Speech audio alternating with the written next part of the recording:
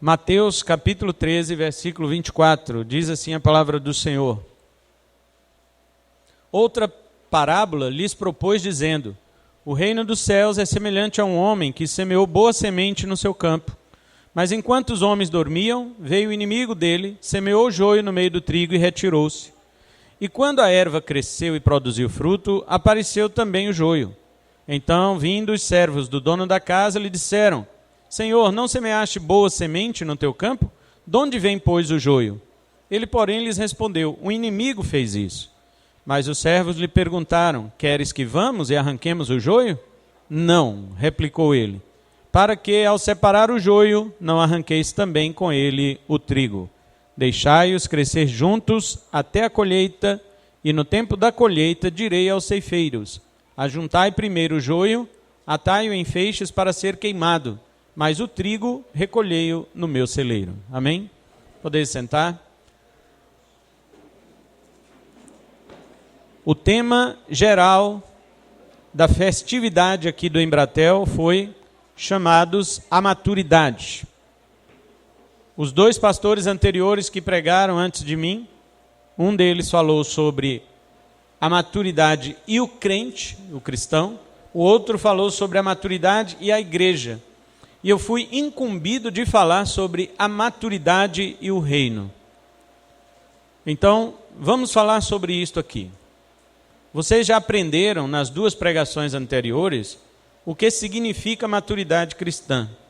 Então, sobre isto não preciso falar tanto, somente quando for necessário para esta exposição. Nós estamos aqui diante de uma parábola do Senhor Jesus Cristo, numa série de várias parábolas do capítulo 13 de Mateus, do Evangelho de Mateus. Raríssimas são as vezes que Jesus Cristo explica as parábolas que ele conta. Raríssimas. E nós estamos aqui diante de uma parábola que Jesus mesmo explicou. Ele mesmo deu o significado dela. Quero ler com os irmãos o significado desta parábola. Está a partir do versículo 36. Então, despedindo as multidões, foi Jesus para casa. Preste atenção.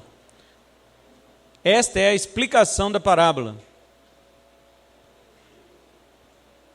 E chegando-se a ele, os seus discípulos disseram: explica-nos a parábola do joio do campo. E ele respondeu: olha só, tudo já explicado aqui. O que semeia a boa semente é o filho do homem. O campo é o mundo. A boa semente são os filhos do reino. O joio são os filhos do maligno. O inimigo que semeou é o diabo. A ceifa é a consumação do século e os ceifeiros são os anjos. Viu que clareza que Jesus está dando? Aí ele vai fazer a aplicação. Assim como o joio é colhido e lançado ao fogo, assim será na consumação do século. Mandará o Filho do Homem os seus anjos, que ajuntarão do seu reino, reino de quem? Do Filho. O Filho do Homem mandará seus anjos, que ajuntarão do seu reino, do Filho, todos os escândalos e os que praticam iniquidade, e os lançarão na fornalha acesa. Ali haverá choro e ranger de dentes. Então os justos resplandecerão como o sol no reino de quem? De seu Pai. Quem tem ouvidos para ouvir, ouça. Está explicada a parábola. Nós tivemos aqui uma bênção de Jesus mesmo explicar a parábola que ele contou, e ela está registrada na Bíblia. Nós não precisamos fazer nenhum esforço aqui, como faziam os antigos pais da igreja, para tentar explicar parábolas e achar significados ocultos para ela. Como, por exemplo, na parábola do bom samaritano, já disseram que Jericó é a lua, né? Jerusalém é a igreja, né? O hospedeiro é Paulo, o homem que foi assaltado é Adão. Então, assim, tanta coisa que as pessoas já disseram acerca das parábolas, que hoje nós temos aqui a bem-aventurança de termos o próprio Jesus falando o que significa a parábola que ele contou. Muito bem. Vamos então utilizar a explicação de Jesus para observar as verdades que serão necessárias para a nossa pregação hoje. Nós vamos falar, como eu disse, sobre a maturidade e o reino. Então, existe um tipo de maturidade que não salva. Guarda isso. existe um tipo de maturidade que não salva. Vocês ouviram ontem à noite e hoje de manhã 2 pregações falando sobre a maturidade que salva. E existe um tipo de maturidade que não salva. E esse tipo nós devemos também esperar que aconteça. Não só a maturidade que salva, mas também a que não salva. Então vamos ver agora, a partir de agora, as características desta parábola com as explicações de Jesus. E no final estaremos aptos para saber se nós somos trigo ou se nós somos joio, ou pelo menos vamos ter a ferramenta para avaliar isso aí. Em primeiro lugar, os filhos de Deus. No versículo 24, Jesus Cristo disse que o reino dos céus é semelhante a um homem que semeou boa semente no seu campo. Segundo a explicação do próprio Jesus, ele, lá no verso 37, ele, Jesus, é o homem que semeou a boa semente no seu campo. Então este homem do verso 24 é Jesus. A boa semente que ele semeou são os crentes de verdade, e o campo é o mundo. De fato, o mundo é dele. Olha de novo o versículo 24. Ele semeou boa semente no seu campo, no seu campo. O mundo inteiro pertence ao Senhor. Salmo 24, verso 1 diz o quê? Do Senhor é a terra e a sua plenitude, o mundo e os que nele habitam. Todos pertencem ao Senhor. Talvez você não seja crente, nunca confessou Jesus como Senhor da sua vida, mas isso não faz com que você não esteja debaixo do domínio dele. Toda a terra é dele. Independente de você ter confessado Jesus como Senhor da sua vida ou não, ele é Senhor de todas as coisas. É óbvio que aqueles que aceitam isso, que confessam isso, terão a salvação. E os que não aceitam, eles serão atormentados por este Senhor, como diz o Salmo 2. O Salmo 2 é um salmo que quase ninguém lê, todo mundo conhece o 1, todo mundo conhece o 23, o 91. Tem salmos para todo tipo de amuleto e talismã que os crentes pegam. Alguns deixam até a Bíblia aberta no Salmo 91 para ver se espanta diabo. E eu vou dizer para vocês que o Salmo 91 é o que ele mais gosta. Inclusive, ele usou este salmo contra Jesus. Não foi contra crente nenhum, não. Foi contra Jesus que o diabo usou o Salmo 91. Então, não existe amuleto contra Satanás. Deixar a Bíblia aberta aqui que o diabo vai correr. Não. Ele conhece a Bíblia mais do que nós. Ele só é o pai da mentira, mas ele conhece a verdade. Então o mundo é do Senhor. Ele disse que ali semeou a boa semente. Isto quer dizer que os crentes estão espalhados por todos os cantos deste mundo. Os verdadeiros crentes, a igreja do Senhor, ela está espalhada por todos os lugares, pois foi neste mundo que Jesus veio instituir sua igreja, como ele disse a Pedro: sobre esta pedra edificarei a minha igreja, as portas do inferno não prevalecerão contra ela. Então Jesus já edificou sua igreja. A igreja está no mundo, mas ela não é do mundo. Na oração sacerdotal de Jesus ao seu Pai, ele disse em João 17, versículo 16: Pai, eles não são do mundo, como eu do mundo não sou. Então, vamos começar a identificar algumas coisas aqui. Se você está no mundo e gosta do mundo, então é bem provável que você ainda não pertence ao Senhor. Porque aqueles que pertencem ao Senhor, Jesus orou por eles dizendo: eles não são do mundo como eu do mundo não sou. Embora Deus não nos tire do mundo agora, mas Ele não quer que nosso coração fique neste mundo. Ele quer que nossos olhos se levantem para além dos montes e contemple a sua glória, a sua graça e o seu poder, além das nuvens.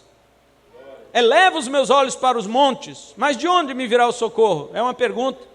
O meu socorro vem do Senhor que fez os montes. Aliás, Ele fez o céu e a terra muito mais do que os montes. Ele é dono de tudo, mas eu não sou daqui. Se eu sou a semente que Jesus Cristo plantou, eu não sou daqui. Guarda isso no seu coração. Nós pertencemos a outro reino, não o reino deste mundo. A igreja está espalhada por todo lugar e por isso é chamada de Igreja Universal ou católica. A palavra católica quer dizer universal. Então, nesta primeira observação que fazemos aqui, já devemos nos perguntar Estamos realmente fazendo diferença neste mundo? A igreja é santa porque ela procedeu de Jesus. Então, uma vez espalhados por este mundo, devemos fazer a diferença. Esta é a primeira coisa que o versículo 24 nos mostra. Segunda coisa, os filhos do maligno. Nós vimos os filhos de Deus, agora vamos ver os filhos do maligno. Versículo 25 diz assim: mas enquanto os homens dormiam, veio o inimigo deles, semeou joio no meio do trigo e retirou-se. Lá no versículo 38, você vai ver Jesus explicando: o campo é o mundo, a boa semente são os filhos do reino, o joio são os filhos do maligno. E no 39, o inimigo que o semeou é o diabo. Jesus que interpretou isto daqui. Assim como Jesus plantou o trigo, que são os crentes fiéis, assim o diabo também plantou o joio, que são os infiéis. Só lembrando uma coisa aqui.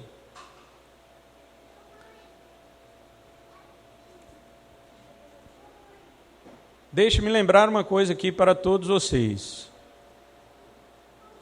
Jesus não está falando de pessoas lá do mundo. Ele está falando de pessoas que foram plantadas no meio da onde ele havia semeado, que é a igreja, e que essas pessoas são joio. Essas pessoas são filhas do maligno que estão plantadas na igreja. Jesus não está falando de pessoas lá no mundo.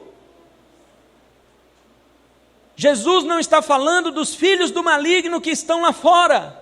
Ele está falando dos filhos do diabo que estão dentro da igreja. Vocês pararam para se impressionar com isto? Porque nós temos a grave ilusão de achar que porque estamos na igreja, nós viramos filhos de Deus. Se o seu gato dorme no forno, ele amanhece um pão?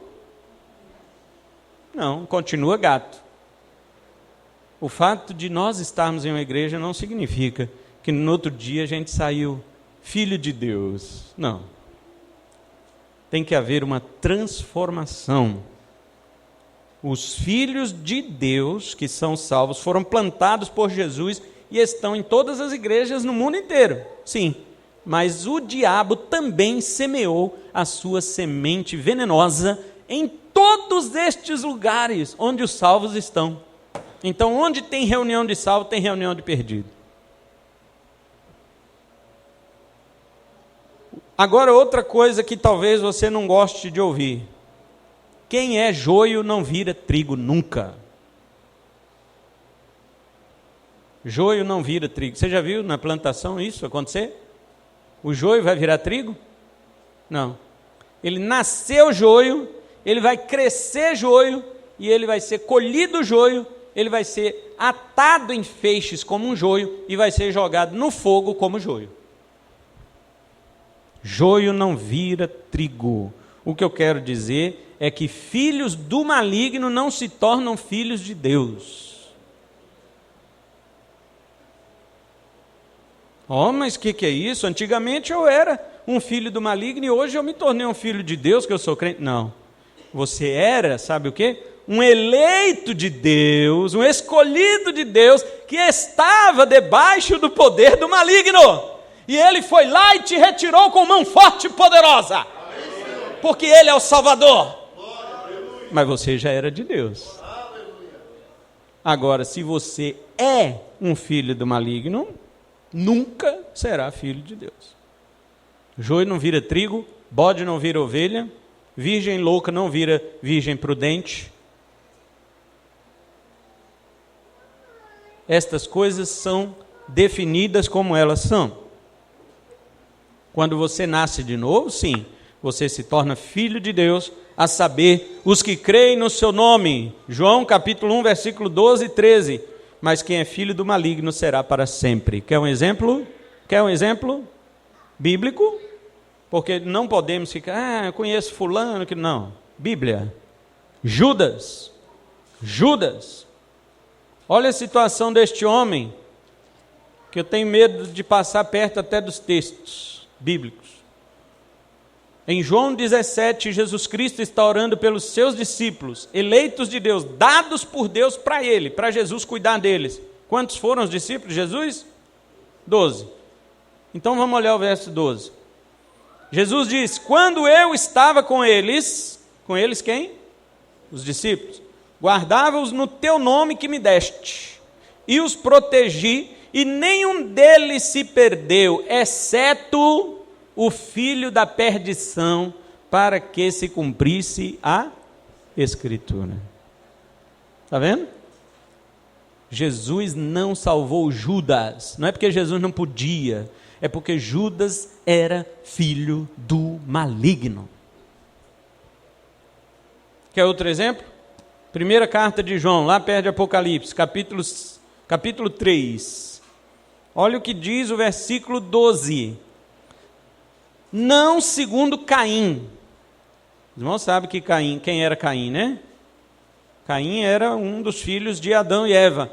Não segundo Caim, que era do maligno e assassinou a seu irmão. Caim não era de Deus, ele era do diabo.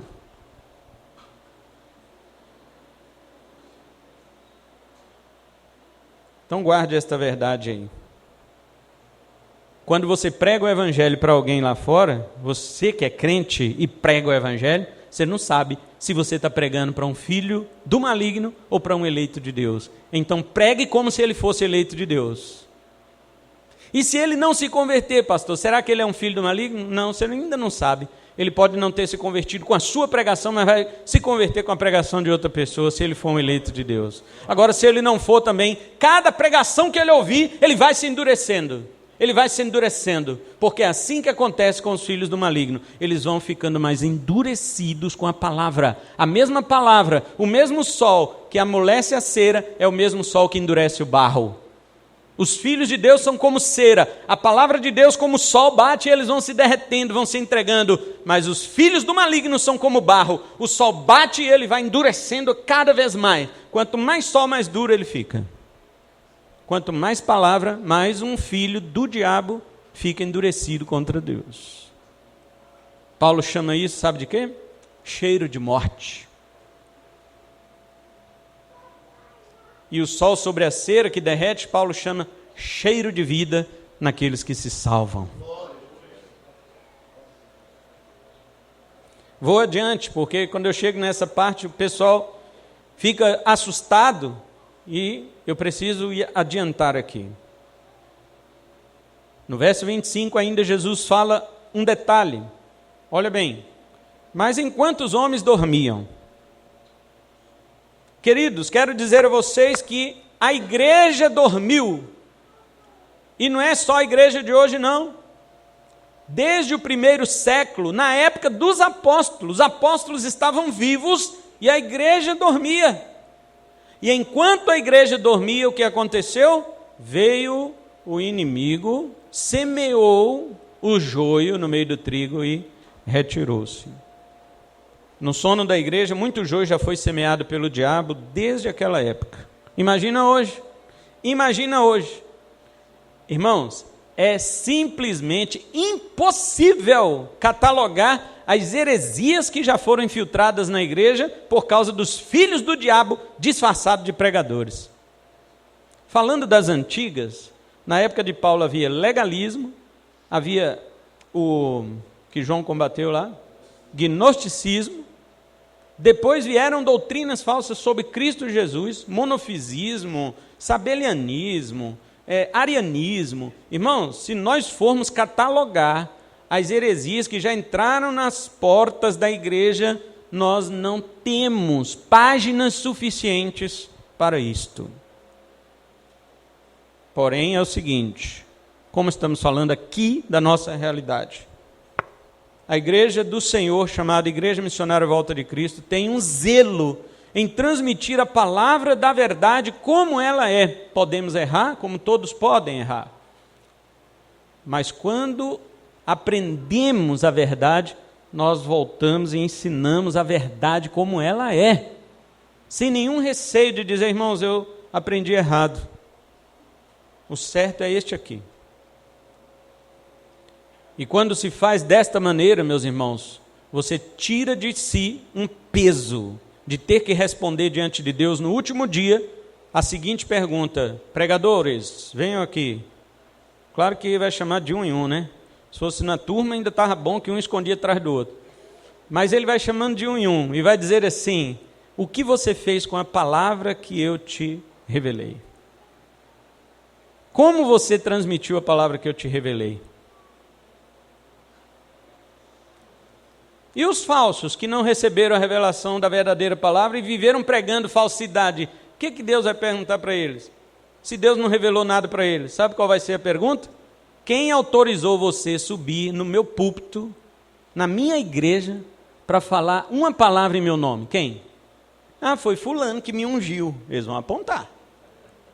Olha lá, ó, jogaram óleo na minha cabeça e me chamaram de pastor. Sim, não, com ele eu vou conversar depois, eu quero saber de você. Eu te autorizei? Não, você sabia que eu não te chamei para pregar a minha palavra. Por que você não ficou quieto? Por que você não sentou e foi aprender? Queridos, Deus terá esse dia com todos nós, com toda a humanidade. Desde Adão até o último, até os mortos hão de ressuscitar para isto, diz a palavra do Senhor. Alguns pensam que porque Jesus falou que o campo é o mundo, ele estava falando de ímpios e crentes que estão espalhados por aí, mas não. Como já vimos no versículo 25, está escrito lá que o joio foi semeado onde? Olha o 25, ó. Mas enquanto os homens dormiam, veio o inimigo deles e semeou o joio no meio do trigo. Não está falando que o joio foi também espalhado pelo mundo, não, pelo campo, não. Aonde tinha trigo, foi lá que ele colocou o joio. Terceiro, vamos ver as diferenças agora. No versículo 26, nós lemos a seguinte frase de Jesus: e quando a erva cresceu e produziu fruto, logo a erva que ele está falando aqui é o trigo, né? Porque só o trigo, entre o trigo e o joio, só o trigo produz fruto. Ele diz assim: e quando a erva cresceu e produziu fruto, apareceu também o joio. Veja uma grande diferença que Jesus já está dizendo aqui. Ele está dizendo que os filhos do maligno, que estão no meio dos salvos, não produzem fruto, não produzem. E outra coisa que ele está dizendo: o joio aparece quando o crente produz fruto. O joio é manifesto quando a igreja começa a frutificar o caráter de Cristo. Uma igreja imatura, que não amadureceu, uma igreja que não cresceu, uma igreja que não manifesta o caráter de Cristo em si, ela também não vai identificar o joio que está nela. Vai continuar aparecendo. De fato, só vai manifestar aquele que não é, quando aquele que é se manifestar, pelo meio dos frutos.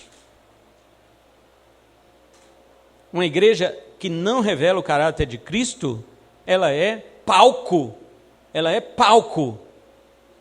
e plateia também, para uma plantação de joio sem ninguém perceber.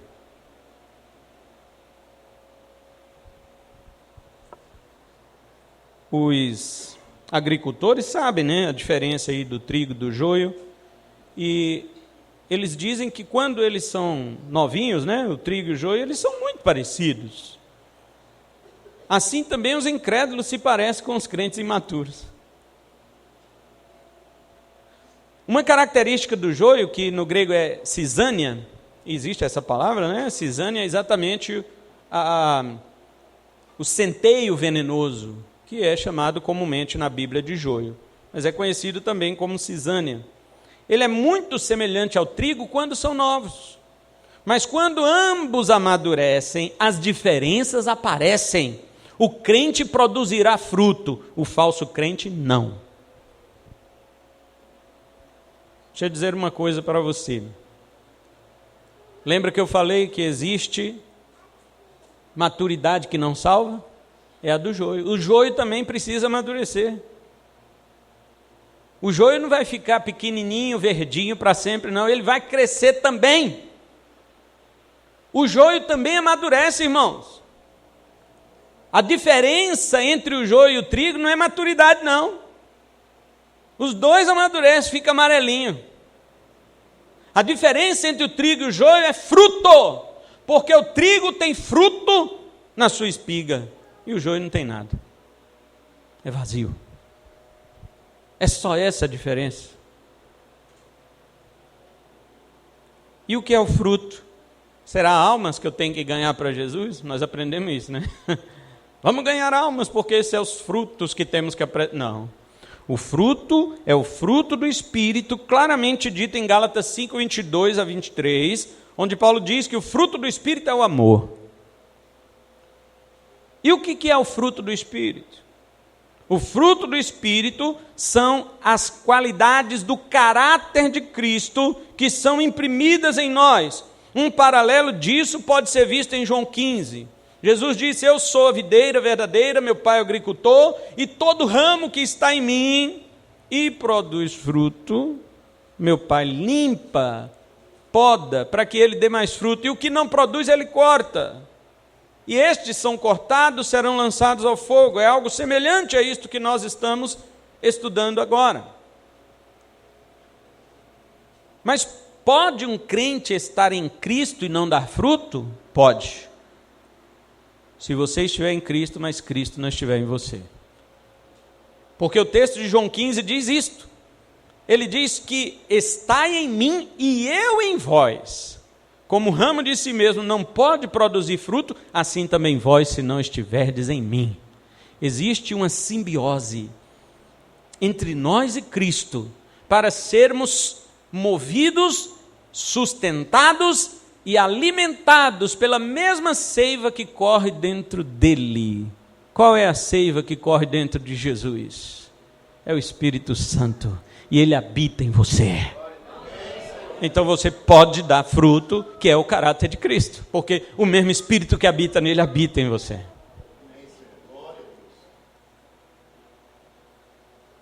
Quarto, vamos ver o tratamento disso então. No versículo 28, no final do 28, pergunta assim, queres que vamos e arranquemos o joio? Os servos, né? Dormiram, agora querem compensar seu sono. Eles dormiram e agora querem compensar o sono. Eles devem ter dito assim: rapaz, nosso Senhor deve estar bravo conosco, porque nós dormimos e deixamos que o inimigo viesse semear o joio no meio do trigo dele. Ele deve estar bravo com a gente. Vamos compensar isso? Vamos falar com ele que nós vamos arrancar esse joio tudo? E ele vai ficar satisfeito conosco? E quando perguntaram ao seu Senhor: queres que arranquemos o joio? Qual foi a resposta? A resposta foi: não. Não. Por quê? O Senhor estava bravo? Não. Mas é porque, de acordo com os agricultores, na plantação do trigo, quando o joio aparece, suas raízes se entrelaçam por baixo da terra, elas se entrelaçam com as raízes do trigo. Porque como o joio é uma erva daninha, ele quer sugar a energia da planta boa.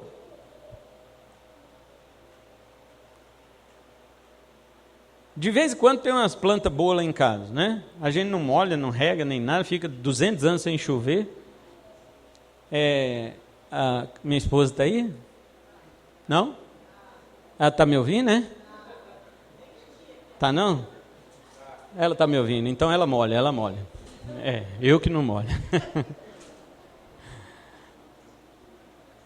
Mas quando está, mesmo dentro do vaso, cheio de terra, a plantinha bonita, eu não planto mato ali não, irmãos. E o miserável nasce ali. Só pode ser o diabo também que plantou aquele mato lá. Ele nasce junto, não é possível.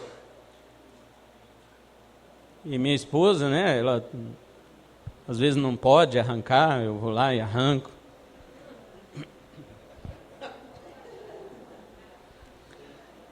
Mas ninguém planta isso, irmãos. Eles vêm assim porque eles querem sugar a energia da planta boa. O joio se entrelaça debaixo da terra com as raízes do trigo, porque quer sugar a sua energia. Veja se não é verdade no modo espiritual também. No reino de Deus, o joio muitas vezes ele desgasta, muitas vezes ele suga a energia do trigo. e nem ele tem vida e quer tirar a vida do trigo. Porque a função da erva daninha, já tem o nome de daninha, né? É para danificar aquela que é a boa, que vai produzir o fruto. Então,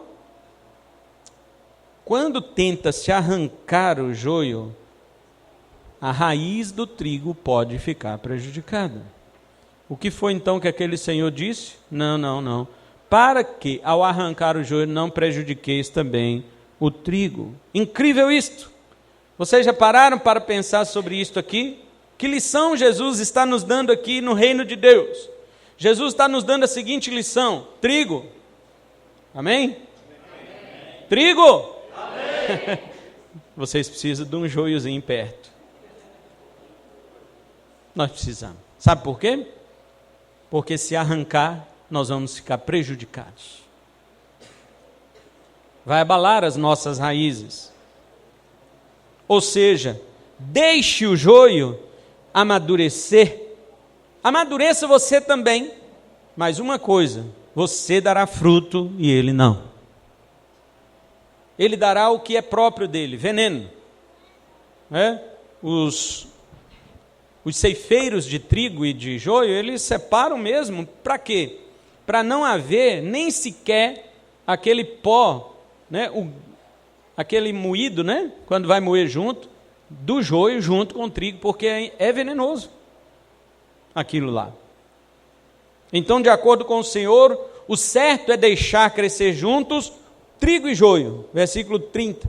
Somente na colheita é que eles poderão ser arrancados. A colheita, segundo Jesus, vamos lá no 39, ele diz que a ceifa é a consumação do século e os ceifeiros são os anjos. De fato, lá em Mateus também 24, versículo 30 e 31, diz que aparecerá no céu o sinal do Filho do Homem. Todas as tribos da terra o verão e se lamentarão sobre ele. Ele virá sobre as nuvens do céu com poder e grande glória. E no 31 diz que ele mandará os seus anjos, né, com grande clangor de trombeta, a juntar dos 4 cantos do céu e da terra os seus eleitos, os seus escolhidos. É isso que Jesus disse, porque na vinda dele ele virá com os seus anjos. São os anjos que vão fazer esta separação. Nenhum de nós está autorizado. Eu, pastor, você, presbítero, ninguém, membro, nenhum de nós sabe quem é trigo e quem é joio na igreja. Eu tenho que saber de mim, se eu sou trigo. Eu tenho que saber de mim. Eu não sei quem é trigo e quem é joio. Então, queridos, vamos deixar para quando Jesus voltar. Ah, mas isso quer dizer então que vamos deixar a coisa de qualquer jeito? Não. Nós não cuidamos, nós não trazemos o alimento que é o esterco que é necessário para, né, o calcário, para melhorar a terra e outros aspectos. Nós não fazemos para que tudo dê certo com a nossa plantação, assim também com a igreja. Continuamos ministrando a palavra, continuamos mantendo o zelo pela casa do Senhor, como dizia João Calvino. Ele dizia que as 3 principais marcas de uma igreja saudável e verdadeira: primeiro, pregação da palavra; segundo, ministração dos sacramentos; terceiro, a disciplina eclesiástica. Quando você tem essas 3 coisas em uma igreja, você sabe que ela é saudável. Hoje as pessoas, como já foi dito, né, não quero repetir o que os pregadores disseram aqui ontem à noite e hoje pela manhã, mas foi dito claramente que hoje estamos em uma sociedade que não aceita estas coisas. Não aceitam. Se não aceitam em suas próprias casas, filhos não aceitam que seus pais lhe corrijam, eles vão querer disciplina na igreja. Quantas vezes já ouvi frases de jovens dizendo: nem meu pai manda em mim, pastor vai mandar? Ai, graças a Deus, que eu não mando mesmo. Agora é como eu disse aquela hora, Jesus é o Senhor. E se você quer ou não, Ele continua sendo Senhor. Porque do Senhor é a terra, a sua plenitude, o mundo e os que nele habitam. Último lugar. o reino do Filho e o reino do Pai. Vamos para os versos 41 e 43, porque agora não temos mais informações aqui na parábola, que terminou no versículo 30. Mas temos mais uma informação no versículo 41. Mandará o Filho do Homem os seus anjos, que ajuntarão do seu reino. Pergunto novamente, reino de quem? Do Filho. O seu aqui é um pronome oblíquo. Então, ele está se referindo ao Filho do Homem. Ao mesmo tempo, ele é um pronome relativo, porque está se referindo àquele que já falou de antemão. Diz o seguinte: mandará o Filho do Homem os seus anjos, os anjos do Filho, que ajuntarão do seu reino, o reino do Filho, todos os escândalos. A palavra escândalo no grego significa tropeço. E todos os que praticam a iniquidade, e os lançarão na fornalha acesa, ali haverá choro e ranger de dentes. Então os justos, no caso é o trigo, né? Jesus já está interpretando, resplandecerão como o sol no reino de quem? Seu Pai. Então vamos ver agora dois reinos aqui. São dois reinos distintos? São dois reinos diferentes? Não. É o mesmo reino do Filho e do Pai. Porém, preste atenção nisso que você vai aprender uma coisa que os teólogos antigos, eles já nos ensinavam dizendo o seguinte: o reino de Deus, ele tem uma tensão elástica entre o já e o ainda não. O já é o momento presente do reino de Deus que está aqui agora. O já é este aqui agora, o reino de Deus. Nós já estamos no reino de Deus, porque o reino de Deus já foi inaugurado por Jesus, mas ainda não foi consumado, ainda não foi concluído. Então os teólogos criaram esta frase tensa, que diz já, ainda não. Ou seja, existe um aspecto do reino que já existe, e existe um aspecto do reino que ainda não chegou. Quando se diz aqui, Jesus dizendo, o Filho do Homem enviará seus anjos para tirar do seu reino, ele está falando do reino do já, que é este reino de agora. É no reino do Filho, este agora, que existe trigo e joio juntos. No reino do Pai não vai ter isso não. Quando chegar no ainda não, quando chegar no reino escatológico, o joio não vai entrar lá. Repito uma frase dos dois pregadores anteriores. Eles disseram que para amadurecer você precisa nascer. Ninguém pode amadurecer sem nascer. Correto. E Jesus disse o quê? Para entrar no reino de Deus é necessário nascer de novo.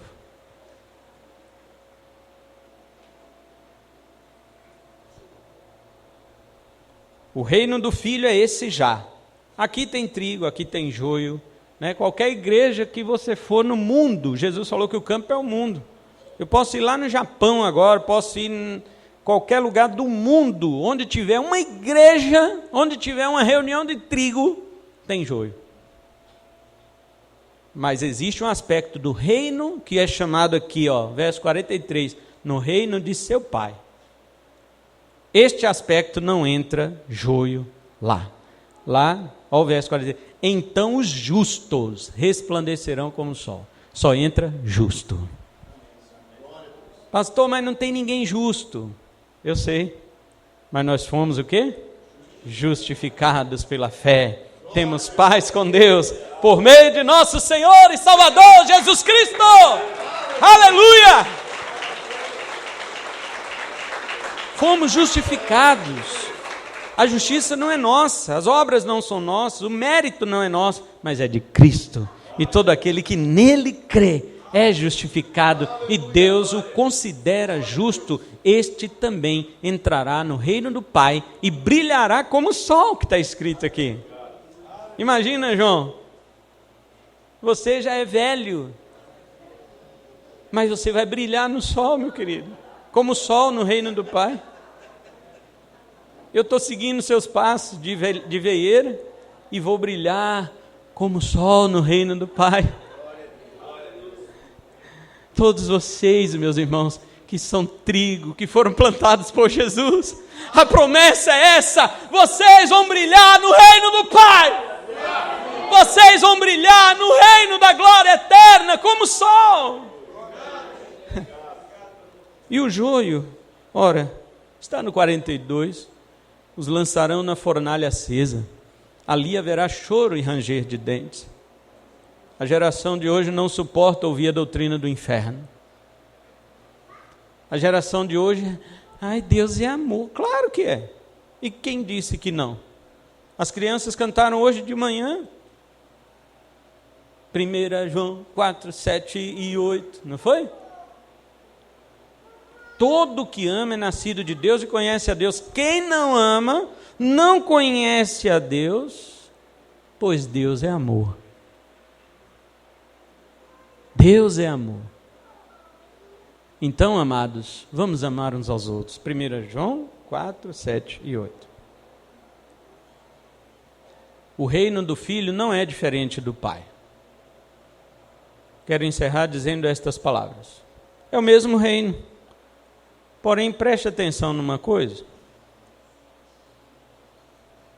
Lá em Isaías, no capítulo 61, o profeta dizia bem assim, falando sobre Jesus. Isaías é o profeta mais messiânico da Bíblia, né?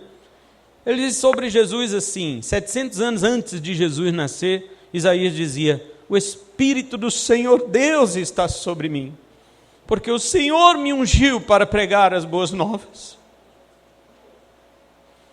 aos quebrantados.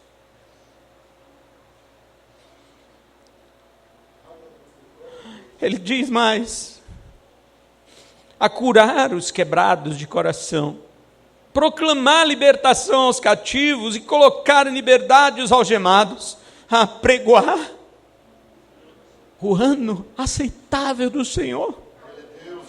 Mas ele finaliza dizendo: e o dia da vingança do nosso Deus. Lá em Lucas capítulo 4, quando Jesus entrou na sinagoga, ele leu esse texto. E olha o que Jesus leu. Ele pegou o texto de Isaías 4,16, indo para Nazaré, onde fora criado, entrou no sábado na sinagoga, segundo o seu costume, levantou-se para ler. Então lhe deram o livro do profeta Isaías, e abrindo o livro, 700 anos depois, achou o lugar onde estava escrito: o Espírito do Senhor está sobre mim, pelo que me ungiu para proclamar o evangelho aos pobres, enviou-me para proclamar libertação aos cativos e restauração da vista aos cegos, para pôr em liberdade os oprimidos e apregoar o ano aceitável do Senhor. E fechou o livro e devolveu ao assistente. Jesus não falou aqui: e o dia da vingança do nosso Deus, não. Ele não leu esta parte do versículo. Ele fechou o livro antes. Por quê? Porque na primeira vinda de Jesus, ele não veio para a vingança de Deus, não. Ele veio para o ano aceitável. Ano fala de tempo, de espaço, de oportunidade. Aceitável fala de que você deve aceitar a palavra do Evangelho que chega até você. Mas virá o dia da vingança do nosso Deus, e quando chegar este dia não terá mais oportunidade. Mas Jesus fechou o livro. Por enquanto o livro de Isaías está fechado, mas quando no céu se romperem a glória do Filho de Deus, quando os céus se romperem com a manifestação do Senhor Todo-Poderoso e seus anjos poderosos vindo com Ele, então se abrirá novamente o livro do profeta Isaías e vai estar escrito: chegou o dia da vingança do nosso Deus. Acabaram-se as oportunidades.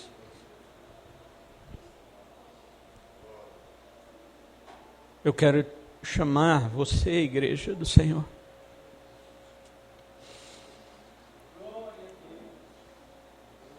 amadureçam. Mas não basta ficar amarelinho, produza fruto. Você tem o Espírito Santo em você.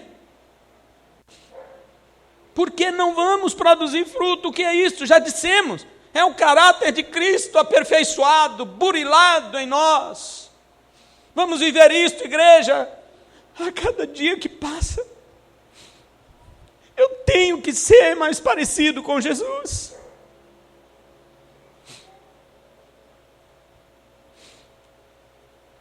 E você que não é crente, cuidado. Ore a Deus para que você seja um eleito. e Ele tirará você do reino das trevas e colocará no reino do seu Filho amado. Porque se você for um joio, nunca você se tornará um trigo. Nunca. Pode estar no meio do trigo, mas continuará sendo joio para sempre.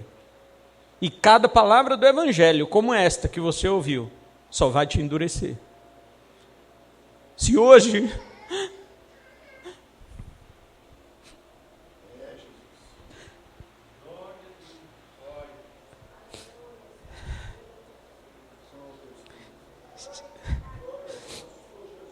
hoje o seu coração se quebrantou, já é um sinal maravilhoso para a sua vida. Pode significar que você é sim um escolhido de Deus que está ainda lá fora. Mas venha logo. Venha logo, eu não sei até quando. Obrigado. Não sei usar isso, não. Eu não sei até quando a porta vai ficar aberta. Não sei até quando o que Jesus falou, que ele disse lá em Isaías, né? O ano aceitável do Senhor. Ele fechou o livro, tá bom. Mas vai abrir de novo. E aí vai vir um dia da vingança do nosso Deus. Então, para você que é crente, vá para casa, pegue sua Bíblia, abra na segunda carta de Pedro, no capítulo 1, leia ele, até o versículo 11, do 1 ao 11, do 3 ao 11, chega em casa, leia isto, se possível, tire uma foto desse texto seu e pregue, imprima, pregue na geladeira, ou ponha na tela principal do seu celular, os versículos 3 a 11, de 2 de Pedro, capítulo 1, principalmente os versículos 5 a 7, porque lá está escrito o progresso do cristão, lá está escrito a maturidade do cristão, como que um cristão faz para ser maduro, aplicando todo o esforço e toda a diligência. Ele não fica só na fé, ele acrescenta virtude sobre a fé. E sobre a virtude ele acrescenta a piedade. Sobre a piedade a perseverança. E ele vai acrescentando, ele vai acrescentando. Todo dia olhe para aquilo lá e pergunte: eu já acrescentei alguma coisa sobre a minha fé? E faça uma análise sincera. Sincera. E para você que não é crente, corre para Cristo. Não sabemos quanto tempo. Amém? Que Deus nos conceda, no seu reino já, que Ele nos conceda, que sejamos trigo, maduros, frutíferos. E que Ele nos conceda que no reino ainda não, venhamos brilhar como o sol no reino do seu Pai. Amém? Vamos aplaudir o Senhor Jesus.